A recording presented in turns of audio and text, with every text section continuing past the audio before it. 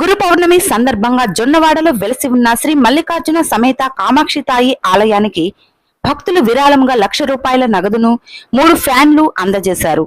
అలాగే బుచ్చిరెడ్డిపాలెంకి చెందిన చంద్రశేఖర్ కుటుంబ సభ్యులు ఆలయంలో వచ్చిన వ్యర్థాలను తరలించేందుకు ₹1,50,000 విలువ చేసే ఒక ట్రాక్టర్ ట్రక్కును ఆలయానికి అందజేశారు.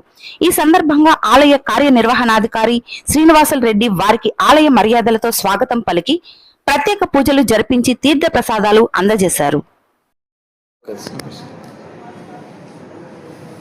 గురు పౌర్ణమి సందర్భంగా శ్రీ మల్లికార్జున కామాక్షి దేవస్థానానికి ఈరోజు ₹1,00,000 అన్నదానానికి విరాళంగా ఇవ్వడం జరిగింది.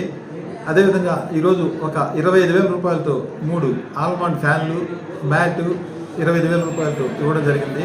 అదేవిధంగా ఈరోజు దేవస్థానం నుంచి వచ్చే వ్యర్థ పదార్థాలన్నీ కూడా సేకరించి డంపింగ్ యార్డ్ తోలడానికి ట్రక్కు కూడా బహుకరించడం జరిగింది. ఇవన్నీ కూడా అమ్మవారి మీద భక్తితో భక్తులు సమర్పించింది.